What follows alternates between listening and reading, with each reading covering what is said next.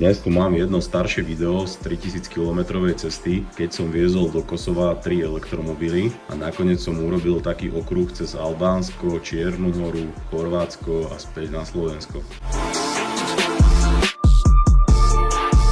Prechod z Maďarska do Srbska bol jednoznačne najhoršia časť cesty, keďže som musel stať s kamionmi v jednej rade.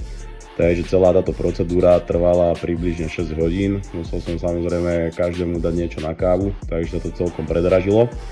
No a konečne po 6 hodinách som sa dostal cez hranicu a zamieril som do Subotice, aby som si kúpil SIM kartu a mal som tam vyhliadnuté jedno miesto na spanie. Takže konečne som sa dostal o nejakej 6 alebo 7 ráno na plác a mohol som si chvíľu pospať. Potom som išiel južne smerom Kosovo, ale musel som ísť hraničným prechodom, ktorý bol tak východnejšie z Kosova, pretože na severnej hranici medzi Srbskom a Kosovom boli asi 2 dni predtým, než som odchádzal, nejaké ozbrojené konflikty a prestrelky a podobne. Takže musel som vybrať nakoniec druhý prechod, tam to bolo celkom v pohode. V Kosove si potom treba kúpiť poistenie, ktoré stálo asi 30 €, to platilo na Kosovo, takže tam sa to dá kúpiť hneď na hranici. No a prechod do Kosova bol bezproblémový. V Kosove som potom zložil všetky 3 elektromobily, takže potom som už išiel s prázdnym prívesom a keď som bol v Prištine, tak som pozeral na mape, že čo je v okolí, nemal som predtým žiadny plán, takže nevedel som, čo idem robiť. No ale videl som, že Albánsko je približne nejakých 100 alebo 150 km južne, more, tak si hovorím, že idem na nejaký týždeň k moru. Takže som zabukoval hotel v albánskom meste Šengdžin, kde som videl, že je najbližšie z Kosova. Tu už som na albánskej strane v meste Milot, kde som sa zastavil, aby som kúpil SIM kartu, aby som mal dáta aj v Albánsku.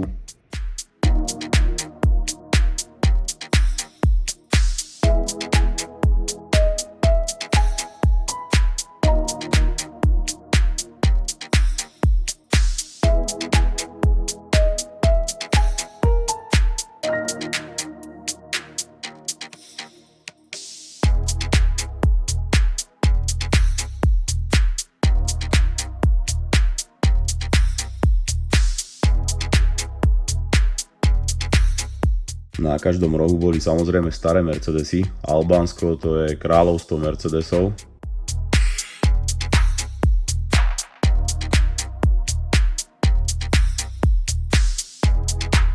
Tu už prichádzam do pobrežného mesta Šengdžin, kde som nakoniec zostal. Takto nejak vyzeral hotel, ktorý stál 20 € na noc a bol asi 5 minút od pláže.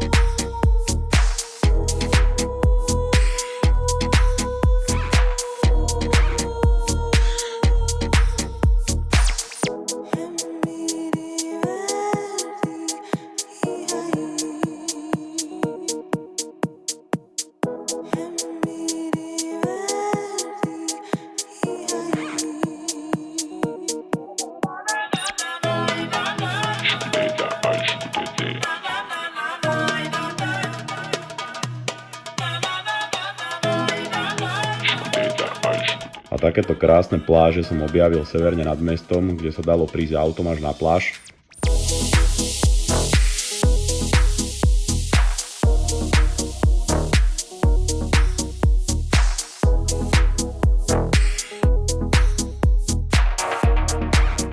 Jediná nevýhoda týchto pekných pláží bola, že tam išla jediná cesta a každý deň tam bola kolóna.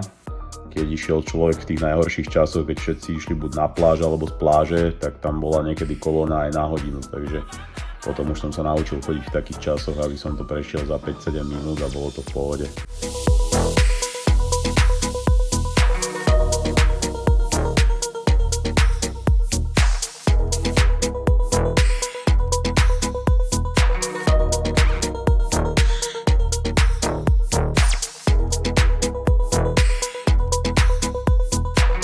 Cesta na túto pláž viedla cez starú opustenú vojenskú základňu, kde boli ešte nejaké zvyšky techniky, nejaké lode, auta a podobne.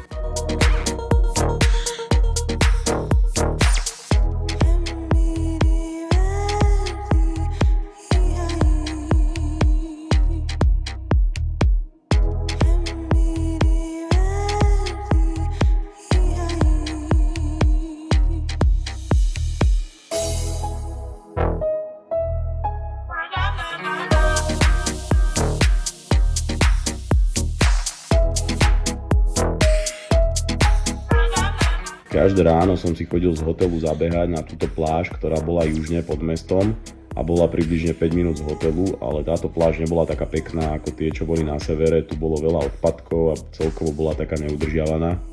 Takže na túto som sa nechodil kúpať, ale sem som chodil iba každé ráno behávať.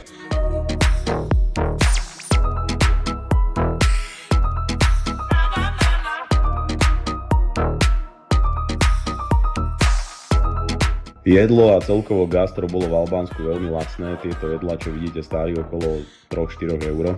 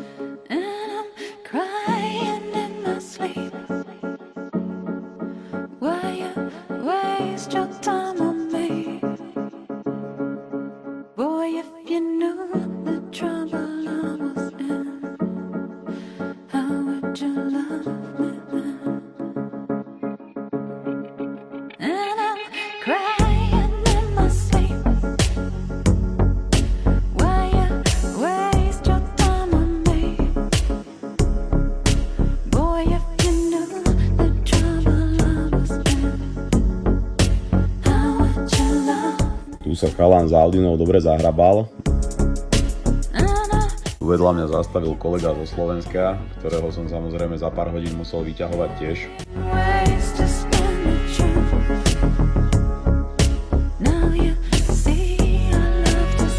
No a tu už sa chýli môj pobyt v Albánsku ku koncu. Keď som tam išiel, tak som nemal nejaký plán, koľko dní tam zostanem. Rozmýšľal som, že by som mohol zostať takých 5 až 7 dní. No ale nakoniec sa to nejako natiahlo, že som tam ostal skoro 3 týždne.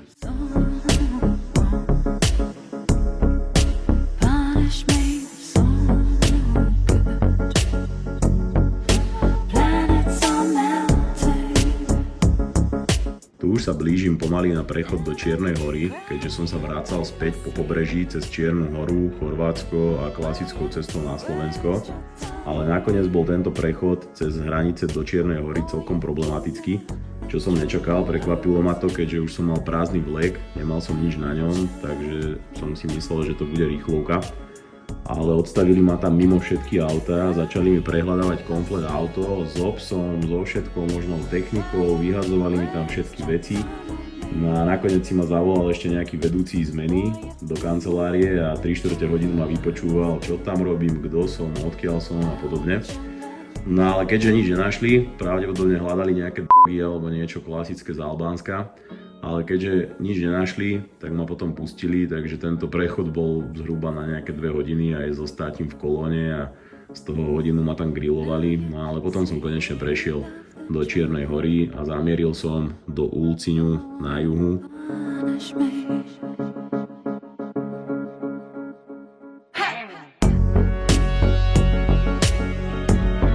Tu už som konečne prišiel do Ulcinju na juhu. Tu ma prekvapila stavebná aktivita, keďže sa tam stávalo neuveriteľné množstvo nových hotelov a novostavieb naozaj celá štvrť novovybudovaných hotelov. Ja som mal buknutý jeden z týchto hotelov za nejakých 50 € na noc. Už to bolo niečo drahšie ako v Albánsku, ale stále to bola super cena. Na to, že sa bavíme o období tomto dátume nejakého 15. alebo 20. augusta. Takže v podstate stred najdrahšej sezóny.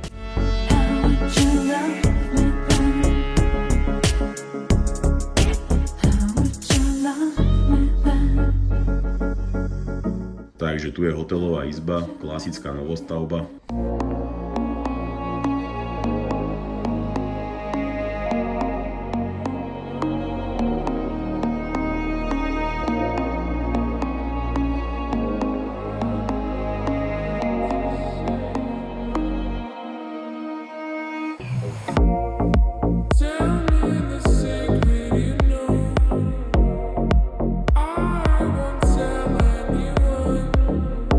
Pláže v Ulcini boli pre mňa celkom sklamaním, aj keď sú veľmi pekné pieskové, veľmi dlhé a rovné, ale ja osobne nemám rád tento štýl takýchto tých turistických pláží, kde sú samé podniky a podobne. Ja mám radšej také opustené pláže, ako to bolo v tom Albánsku, že človek si tam vie nájsť aj nejaké miesto, kde je sám, alebo nejaký odľahlý kút a podobne.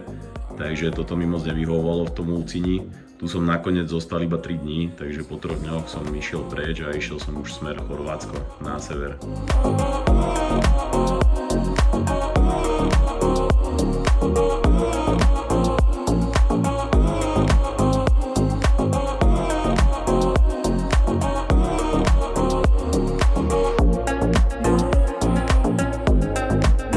No a tu už sa nachádzam pri meste Tivat, kde som zažil asi najhoršiu kolónu z celého tohto tripu, kde som stál asi 4 alebo 5 hodín v úplne nehybnej kolóne. Takže to bola úplná tragédia. No a potom som sa konečne dostal do Chorvátska. No a v Chorvátsku som mal dohodnuté ešte jedno auto, ktoré som bral späť, takže v šibeníku som naložil jednu Octaviu a z Octaviou som išiel na Slovensko.